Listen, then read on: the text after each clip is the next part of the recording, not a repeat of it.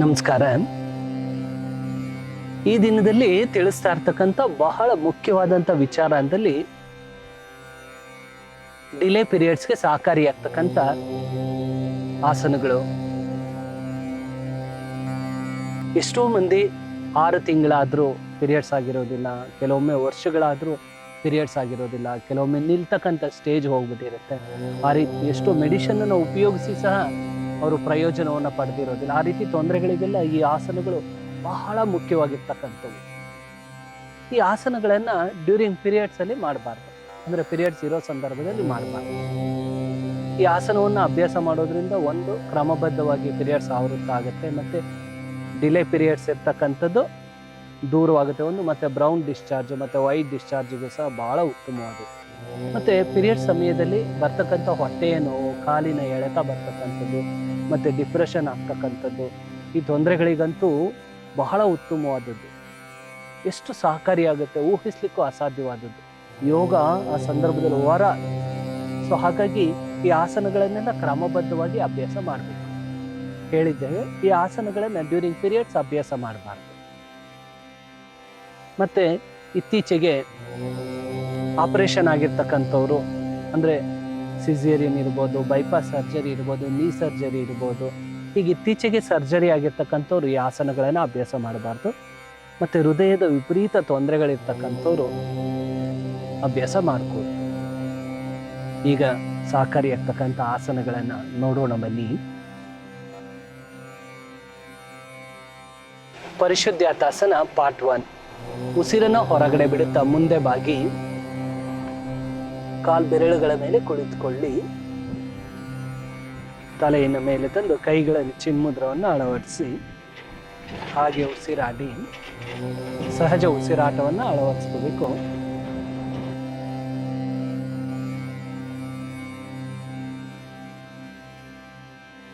ಉಸಿರನ್ನು ಹೊರಗಡೆ ಬಿಡ್ತಾ ಆಸನಕ್ಕೆ ಬರಬೇಕು. ಸಹಜ ಉಸಿರಾಟವನ್ನು ಅಳವಡಿಸ್ಕೊಳ್ಬೇಕು. 30 ರಿಂದ 60 ಸೆಕೆಂಡ್ಗಳ ಕಾಲ ಸ್ಥಿತಿಯಲ್ಲಿ ಇರ್ತಕ್ಕಂಥದ್ದು ಉತ್ತಮ. ಕಣ್ಣನ್ನು ಮುಚ್ಚಬಾರದು, ಕಣ್ಣು ಮುಚ್ಚಿದ್ರೆ ಹಿಂದೆ ಬಿದ್ದು ಹೋಗ್ತಾರೆ. ಹಾಗಾಗಿ ಕಣ್ಣನ್ನು ಬಿಟ್ಟು ಅಭ್ಯಾಸ ಮಾಡಬೇಕು. ಕೈಗಳನ್ನು ಮುಂದೆ ನೆಲಕ್ಕೆ ಕೊಡಿ, ಹಾಗೆ ಮೇಲೆ ಬನ್ನಿ. ಉಸಿರನ್ನು ತೆಗೆದುಕೊಳ್ಳುತ್ತಾ ತಾಡಾಸನಕ್ಕೆ ಬನ್ನಿ. ವಿಶ್ರಾಂತಿಯನ್ನು ಕೊಡಿ. ಕೈಗಳು ದೂರ ಬಂದು ಹಾಗೆ ವಿಶ್ರಾಂತಿಯನ್ನು ಕೊಡಿ. ಈಗ ಪ್ರಸಾರಿತ ಪಾದೋತ್ತನಾಸನವನ್ನು ಅಭ್ಯಾಸ ಮಾಡೋಣ. ಬಹಳ ವಿಶೇಷವಾದಂಥ ಆಸನ. ಸೊಂಟವನ್ನು ಎಡಭಾಗಕ್ಕೆ ತಿರುಗಿಸ್ಕೊಳ್ಳಿ. ಕಾಲುಗಳು 3 ರಿಂದ 3.5 ಅಡಿ ಅಂತರಕ್ಕೆ ಬರಲಿ. ಇಲ್ಲಿ ಕಾಲ್ಬೆರಳುಗಳನ್ನು ಒಳಭಾಗಕ್ಕೆ ತರಬೇಕು ಸಾಧ್ಯವಾದಷ್ಟು. ಈ ರೀತಿಯಲ್ಲಿ ಮಂಡಿಗಳನ್ನು ಕ್ರಮಬದ್ಧವಾಗಿ ಬಿಗಿ ಮಾಡಿ. ನಂತರ ತಲೆಯನ್ನು ಮೇಲೆ ತಂದು ಉಸಿರನ್ನು ಹೊರಗಡೆ ಬಿಡುತ್ತಾ ಮುಂದೆ ಬಾಗಿ ಕೈಗಳನ್ನು ನೆಲಕ್ಕೆ ಅಳವಡಿಸಿ ತಲೆಯನ್ನು ಮೇಲೆ ತನ್ನಿ. ಹಾಗೆ ತಲೆಯನ್ನು ಮೇಲೆ ತರಬೇಕು. ದೀರ್ಘವಾಗಿ ಉಸಿರಾಡಿ ಉಸಿರನ್ನು ಹೊರಗಡೆ ಬಿಡುತ್ತಾ ನಿಧಾನವಾಗಿ ನೆತ್ತಿಯನ್ನು ನೆಲಕ್ಕೆ ಅಳವಡಿಸಿ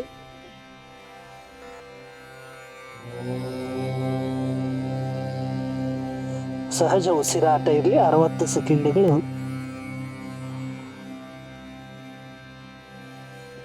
ಉಸಿರನ್ನು ತೆಗೆದುಕೊಳ್ಳುತ್ತಾ ಹಾಗೆ ತಲೆಯನ್ನು ಮೇಲೆ ತನ್ನಿ. ಹಾಗೆ ಕಾಲುಗಳನ್ನು ಸ್ವಲ್ಪ ಹತ್ತಿರ ತೆಗೆದುಕೊಳ್ಳಿ. ಹಾಗೆ ಮೇಲೆ ಬನ್ನಿ. ಕಾಲುಗಳನ್ನು ಕೂಡಿಸಿ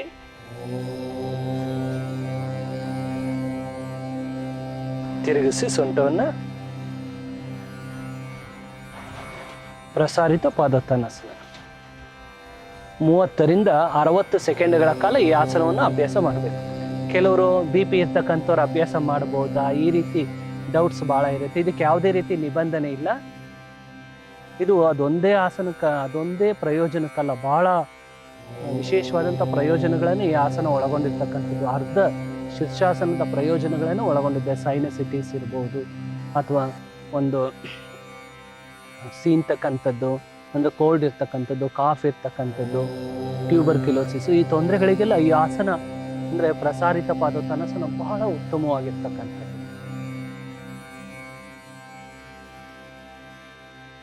ಈಗ ಮಂಡುಕಾಸನ 1ನೆಯ ಪ್ರಕಾರವನ್ನು ಅಭ್ಯಾಸ ಮಾಡೋಣ.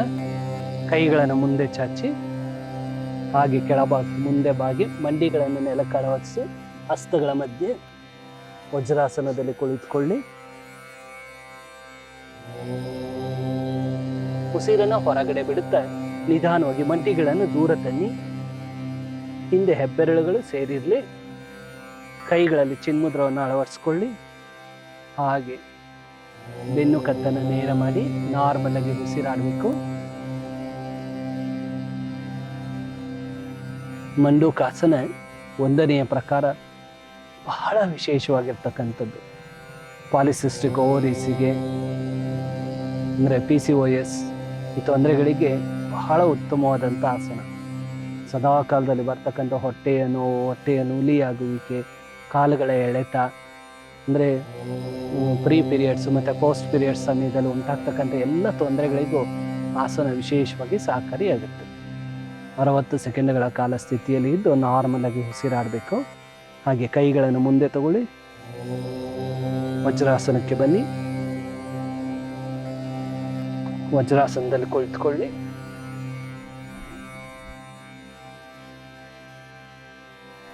ಈಗ ಮಂಡೂಕಾಸನ 3ನೆಯ ಪ್ರಕಾರವನ್ನು ಅಭ್ಯಾಸ ಮಾಡೋಣ. ಕೈಗಳನ್ನು ಮಂಡಿಗಳ ಮುದ್ದೆ ಅಳವಡಿಸಿ ಮುಂದೆ ಮಂಡಿಗಳನ್ನು ದೂರ ತನ್ನಿ. ಹಸ್ತಗಳನ್ನು ಪಾದಗಳ ಮೇಲೆ ಅಳವಡಿಸ್ಬೇಕು. ಹಿಂದೆ ತಗೊಳ್ಳಿ. ತಲೆಯನ್ನು ಉಸಿರನ್ನು ತೆಗೆದುಕೊಳ್ಳುತ್ತಾ ಹಾಗೆ ಮುಂದೆ ಬಾಗಬೇಕು. ಹಣೆಯನ್ನು ನೆಲಕ್ಕೆ ಅಳವಡಿಸಿ, ಗದ್ದವನ್ನು ನೆಲಕ್ಕೆ ಅಳವಡಿಸಿ. ಈಗ ನಾರ್ಮಲ್ ಆಗಿ ಉಸಿರಾಡಬೇಕು 60 ಸೆಕೆಂಡ್ಸ್. ಹಾಗೆ ಉಸಿರನ್ನು ತೆಗೆದುಕೊಳ್ತಾ ಮೇಲೆ ಬನ್ನಿ. ಕೈಗಳನ್ನು ಮುಂದೆ ಅಳವಡಿಸಿ ವಜ್ರಾಸನಕ್ಕೆ ಬನ್ನಿ.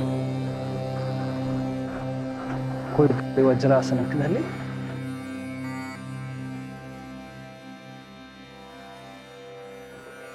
ಬದ್ಧಕೋನಾಸನ ಪಾರ್ಟ್ 1. ಕಾಲುಗಳನ್ನು ಮಡಚಿಕೊಳ್ಳಿ. ಕೈಗಳಲ್ಲಿ ನಮಸ್ಕಾರ ಮುದ್ರವನ್ನು ಅಳವಡಿಸ್ಕೊಳ್ಳಿ. ಹಾಗೆ ಉಸಿರಾಡಿ ನಾರ್ಮಲ್ ಬ್ರೀತಿಂಗ್. 1 ನಿಮಿಷದವರೆಗೂ ಹಾಗೆ ಉಸಿರಾಡಬೇಕು. ಇದು ಬದ್ಧಕೋನಾಸನ 1ನೆಯ ಪ್ರಕಾರ.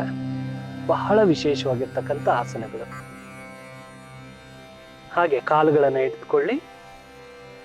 ಇಲ್ಲಿ ಬಟರ್ಫ್ಲೈ ಪೊಸಿಷನ್ ಅನ್ನು ಅಭ್ಯಾಸ ಮಾಡಬೇಕು. ಈ ರೀತಿಯಲ್ಲಿ ಇಟ್ಕೊಳ್ಬೇಕು. ಹೀಗೆ 1 2 3 4 5 1 2 3 4 5 1 2 3 4 5 1 2 3 4 5 ಈ ರೀತಿಯಲ್ಲಿ 60 ಸೆಕೆಂಡ್ಗಳ ಕಾಲ ಅಭ್ಯಾಸ ಮಾಡಬೇಕು. ಕಾಲುಗಳನ್ನು ಸ್ವಲ್ಪ ಹಿಂದೆ ಎಳ್ಕೋಬೇಕು. ಉಸಿರನ್ನು ಹೊರಗಡೆ ಬಿಡುತ್ತಾ ಹಣೆಯನ್ನ ನೆಲಕ್ಕೆ ಅಳವಡಿಸಬೇಕು.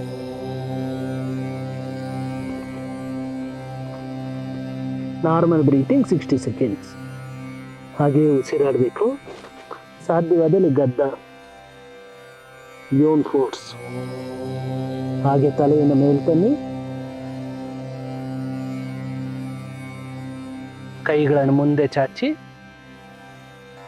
ಕಾಲುಗಳನ್ನು ಮುಂದೆ ಚಾಚಿ, ಕಾಲುಗಳು ದೂರ ಬರಲಿ. 1 ಅಡಿ ದೂರಕ್ಕೆ ಕೈಗಳನ್ನು ಹಿಂದೆ ಅಳವಡಿಸಿ ವಿಶ್ರಾಂತಿಯನ್ನು ಕೊಡಿ.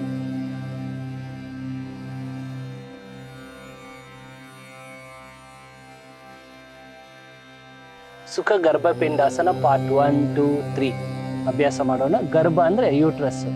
ಯೂಟ್ರಸ್ನ ಎಲ್ಲ ತೊಂದರೆಗಳಿಗೆ ರೆಡಿ ಇರ್ತಕ್ಕಂಥ ಆಸನ ಅಂದರೆ ಗರ್ಭಾಸನ. ಬಹಳ ಅಮೂಲ್ಯವಾಗಿರ್ತಕ್ಕಂಥ ಆಸನ. ಮತ್ತು ಇನ್ಫರ್ಟಿಲಿಟಿ ತೊಂದರೆ ಇರ್ತಕ್ಕಂಥವ್ರಿಗೂ ಸಹ ಬಹಳ ಉತ್ತಮವಾಗಿದೆ. ಎಷ್ಟೋ ಮಂದಿ ವಿಶೇಷತೆಯನ್ನು ಪಡೆದಿದ್ದಾರೆ. ಅಂದರೆ ಎಷ್ಟೋ ಮಂದಿ ಮ್ಯಾರೇಜ್ ಆಗಿ 5 ವರ್ಷ 6 ವರ್ಷ ಆದರೂ ಮಕ್ಕಳಾಗಿಲ್ಲದೆ ಇರ್ತಕ್ಕಂಥವ್ರು ಸಹ ಈ ಆಸನದಿಂದ ವಿಶೇಷವಾದಂಥ ಬೆನಿಫಿಟ್ಸನ್ನು ಪಡೆದಿದ್ದಾರೆ. ಈಗ ಅಭ್ಯಾಸವನ್ನು ಮಾಡೋಣ. ಗರ್ಭಾಸನ. ಪದ್ಮಾಸನವನ್ನು ಹಾಕಿ ಬಲಗಾಲನ್ನು ತೆಗೆದುಕೊಳ್ಳಿ. ಬಲಪಾದವನ್ನು ಎಡತೊಡೆಯ ಮೇಲೆ ಅಳವಡಿಸಿ, ಎಡಗಾಲನ್ನು ಮಡಿಚಿ ಎಡಪಾದವನ್ನು ಬಲತೊಡೆಯ ಮೇಲೆ ಅಳವಡಿಸಿ, ಕೈಗಳನ್ನು ತೊಡೆಯ ಪಕ್ಕಕ್ಕೆ ಅಳವಡಿಸಿ, ಹಾಗೆ ಉಸಿರನ್ನು ತೆಗೆದುಕೊಳ್ತಾ ಕಾಲುಗಳನ್ನು ಮೇಲ್ತನ್ನಿ. ಹಾಗೆ ಮೊಣಕೈಯನ್ನು ಮೀನಿನ ಕಂಡದ ಭಾಗಕ್ಕೆ ಅಳವಡಿಸಿ, ಹಾಗೆ ಎಡಗೈಯನ್ನು ತೆಗೆದುಕೊಳ್ಳಿ. ದೀರ್ಘವಾಗಿ ಉಸಿರಾಡಿ.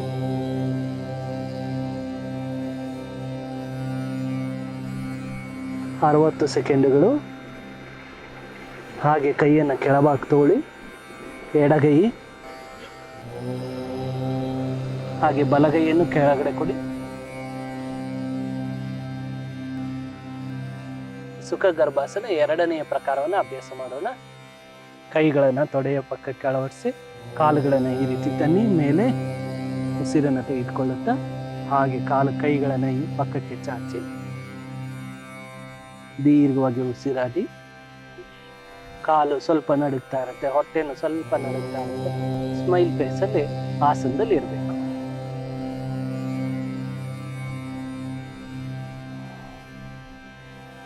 ಕೈಗಳನ್ನು ಹಾಗೆ ಕೆಳಭಾಗ ತನ್ನಿ,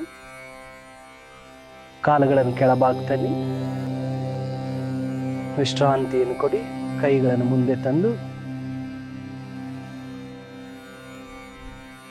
ಹಾಗೆ ಕಾಲುಗಳನ್ನು ಮುಂದೆ ಚಾಚಿ, ಕೈಗಳನ್ನು ಹಿಂದೆ ಕೊಟ್ಟು ವಿಶ್ರಾಂತಿಯನ್ನು ಕೊಡಿ.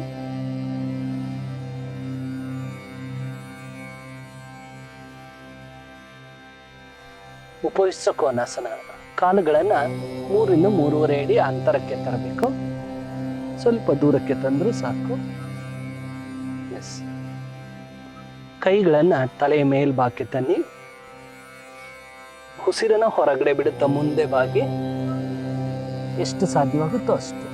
ಹಣೆಯನ್ನು ನೆಲಕ್ಕೆ ಅಳವಡಿಸಿ ಅಥವಾ ತಲೆ ಒಳಗಡೆ ತಗೋಬೇಕು. ಪ್ರಾರಂಭದಲ್ಲಿ ನೋಡಿ ಈ ರೀತಿ ಮಾಡಬೇಕು. ಇವ್ರು ಯಾವ ರೀತಿ ಆ ರೀತಿ. ಇದು ಬೇಸಿಕ್ ಸ್ಟೇಜಲ್ಲಿ ಈ ರೀತಿ ಮಾಡಬೇಕು. ಎಷ್ಟು ಸಾಧ್ಯವಾಗುತ್ತೋ ಅಷ್ಟು. ಅಡ್ವಾನ್ಸ್ ಅಂದರೆ ಸ್ವಲ್ಪ ಮುಂದುವರೆದ ಸ್ಥಿತಿ ಅಂದರೆ ಈ ರೀತಿ ಮಾಡಬೇಕು. ಹಾಗೆ ಸ್ಥಿತಿಯಲ್ಲಿ ಇದ್ದು ಹಾಗೆ ಉಸಿರಾಡಬೇಕು. 1 ನಿಮಿಷದವರೆಗೂ ಹಾಗೆ ಸ್ಥಿತಿಯಲ್ಲಿ ಇದ್ದು ಈ ರೀತಿಯಲ್ಲಿ ಉಸಿರಾಡಬೇಕು.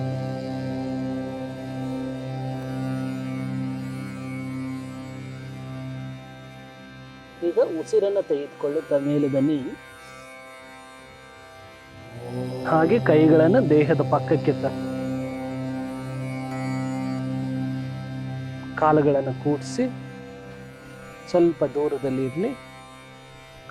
ಕೈಗಳನ್ನು ಹಿಂದೆ ಅಳವಡಿಸಿ, ತಲೆಯನ್ನು ಹಿಂದೆ ತಂದು ಹಾಗೆ ವಿಶ್ರಾಂತಿಯನ್ನು ಕೊಡಿ.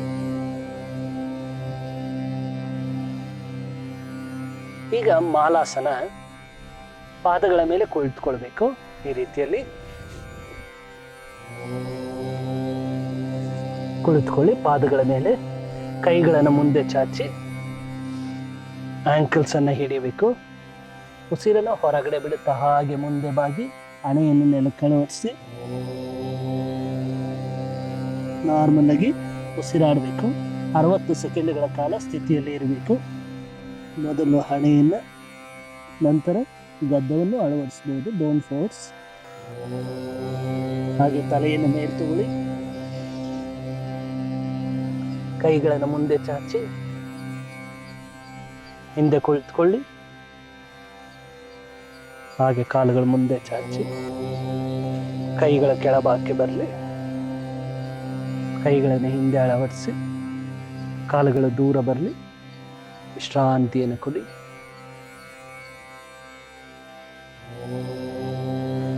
ಕಾಲುಗಳನ್ನು ಮಡಚಿಕೊಳ್ಳಿ. ಪಾರ್ಶ್ವಬದ್ಧ ಕೋನಾಸನ ಈ ರೀತಿಯಲ್ಲಿ ಇಟ್ಕೋಬೇಕೀಗೆ. ಮಂಡಿಗಳ ಮೇಲೆ ಹಸ್ತಗಳನ್ನು ಎಡಮಂಡಿಯ ಪಕ್ಕಕ್ಕೆ ಅಳವಡಿಸಿ ಉಸಿರನ್ನು ಹೊರಗಡೆ ಬಿಡುತ್ತಾ ಹಣೆಯನ್ನು ಎಡಮಂಡಿಗೆ ಸೇರಿಸಿ ದೀರ್ಘವಾಗಿ ಉಸಿರಾಡಿ 60 ಸೆಕೆಂಡುಗಳು. ಉಸಿರನ್ನು ತೆಗೆದುಕೊಳ್ಳುತ್ತಾ ನಿಧಾನವಾಗಿ ಮೇಲೆ ಬನ್ನಿ. ಕೈಗಳನ್ನು ಮುಂದೆ ಚಾಚಿ ಹಾಗೆ ವಿರುದ್ಧವಾದ ದಿಕ್ಕನ್ನು ಅಭ್ಯಾಸ ಮಾಡೋಣ. ಕೈಗಳನ್ನು ಬಲಮಂಡಿಯ ಪಕ್ಕಕ್ಕೆ ಅಳವಡಿಸಿ ಉಸಿರನ್ನು ಹೊರಗಡೆ ಬಿಡುತ್ತಾ ಹಣೆಯನ್ನು ಬಲಮಂಡಿಗೆ ಸೇರಿಸಿ ಎಡಮಂಡಿ ಸಾಧ್ಯವಾದ ಕೆಳಭಾಗ ತರಬಹುದು ಅಥವಾ ಸ್ವಲ್ಪ ಮೇಲಿದ್ರೂ ಓಕೆ. Deep breathing 60 second. ಪಾರ್ಶ್ವಬದ್ಧ ಕೋನಾಸನ. ಉಸಿರನ್ನು ತೆಗೆದುಕೊಳ್ಳುತ್ತಾ ಮೇಲೆ ಬನ್ನಿ. ಕೈಗಳನ್ನು ಮುಂದೆ ಚಾಚಿ ಕಾಲುಗಳನ್ನು ಮುಂದೆ ಚಾಚಿ ಕೂಡಿಸಿ ಕಾಲು ಹಾಗೆ ಕೆಳಭಾಗ ಕೈಗಳನ್ನು ತನ್ನಿ. ವಿಶ್ರಾಂತಿಯನ್ನು ಕೊಡಿ. ಕಾಲುಗಳು ದೂರ ಬರಲಿ.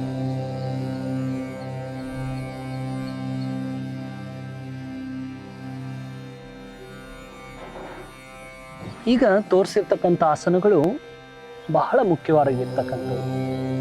PCOD ಅಂದರೆ ಪಾಲಿಸಿಸ್ಟಿಕ್ ಓವರೀಸ್ ಮತ್ತು PCOS ಈ ತೊಂದರೆಗಳಿಗೆ ಬಹಳ ಸಹಕಾರಿಯಾಗ್ತವೆ. ತುಂಬ ಡಿಲೇ ಪೀರಿಯಡ್ಸ್ ಇರ್ತಕ್ಕಂಥವ್ರಿಗೆ ವಿಶೇಷವಾಗಿ ಸಹಕಾರಿಯಾಗುತ್ತೆ. ಮತ್ತು ಈ ಆಸನಗಳು ಪೋಸ್ಟ್ ಪೀರಿಯಡ್ಸು ಮತ್ತು ಪ್ರೀ ಪೀರಿಯಡ್ಸು ಅಂದರೆ ಪೀರಿಯಡ್ಸ್ ಆಗಲಿಕ್ಕಿಂತ ಮೊದಲು ಬರ್ತಕ್ಕಂಥ ಹೊಟ್ಟೆ ನೋವು, ಹೊಟ್ಟೆ ಎಳೆತ ಬರ್ತಕ್ಕಂಥದ್ದು, ಕಾಲುಗಳ ನೋವು, ಬೆನ್ನಿನ ನೋವು, ಡಿಪ್ರೆಷನ್ ಆಗ್ತಕ್ಕಂಥದ್ದು ಈ ತೊಂದರೆಗಳಿಗೆ ಸಹಕಾರಿಯಾಗ್ತವೆ. ಹಾಗೆ ಪೀರಿಯಡ್ಸ್ ಆದ ನಂತರ ಕೆಲವರಿಗೆ ಡಿಪ್ರೆಷನ್ ಕ್ಯಾರಿ ಆಗ್ತಾ ಇರುತ್ತೆ. ಅಂದರೆ ಡಿಪ್ರೆಷನ್ ಬರ್ತಾನೆ ಇರುತ್ತೆ, ತುಂಬ ವಿಚಿತ್ರವಾಗಿ ಆಡ್ತಾ ಇರ್ತಾರೆ. ಆ ತೊಂದರೆಗಳಿಗೂ ಸಹ ಈ ಆಸನ ಸಹಕಾರಿಯಾಗುತ್ತೆ. ಹಾಗೆ 23 ವರ್ಷದಾಕೆ ಯೂಟ್ರಸ್ ಇನ್ಆಕ್ಟಿವ್ ಆಗಿತ್ತು, ಅಂದರೆ ಇನ್ಆಕ್ಟಿವ್ ಅಂತಲೇ ಬರೆದಿದ್ರು. ಆಕೆಗೆ ಮೆಚರ್ಡ್ ಆಗಿರಲಿಲ್ಲ, ಆಕೆ ಅಳ್ತಾ ಇದ್ರು. ಸೊ ಆ ಮಟ್ಟದಲ್ಲಿ ತೊಂದರೆ ಇತ್ತು. ಆಸನಗಳಾದ ನಂತರ ಅಂದರೆ ಯೋಗ ಅಭ್ಯಾಸ ಮಾಡಿದ ನಂತರ ಕೇವಲ 3 ತಿಂಗಳಲ್ಲಿ ವಿಶೇಷತೆಯನ್ನು ಪಡೆದು ಮೆಚರ್ಡ್ ಆದರು, ಮತ್ತು ಪೀರಿಯಡ್ಸ್ ಆಗ್ಲಿಕ್ಕೆ ಸ್ಟಾರ್ಟ್ ಆಯಿತು, ಮ್ಯಾರೇಜ್ ಆದರು, ಈಗ 2 ಮಕ್ಕಳಿದ್ದಾರೆ. ಸೊ ಅದ್ರ ಬಗೆಗೆ ಯೋಚನೆ ಮಾಡಬೇಕಂದ್ರೆ ಒಂದು ಅಂಗ ಇನ್ಆಕ್ಟಿವ್ ಆಗಿದ್ರೂ ಯೋಗ ಅದನ್ನು ಆಕ್ಟಿವ್ ಮಾಡಲಿಕ್ಕೆ ಸಹಕಾರಿಯಾಗತ್ತೆ ಅಂತಕ್ಕಂಥದ್ದು. ಅಂದರೆ ಯೂಟ್ರಸ್ನ ಎಲ್ಲ ತೊಂದರೆಗಳಿಗೂ ಈ ಆಸನಗಳು ವಿಶೇಷವಾಗಿ ಸಹಕಾರಿಯಾಗ್ತವೆ. ಪ್ರತಿದಿನ ಅಭ್ಯಾಸ ಮಾಡಿ ಆ ವಿಶೇಷ ಪ್ರಯೋಜನಗಳನ್ನು ನಿಮಗಾಗಿಸಿ. ನಮಸ್ಕಾರ.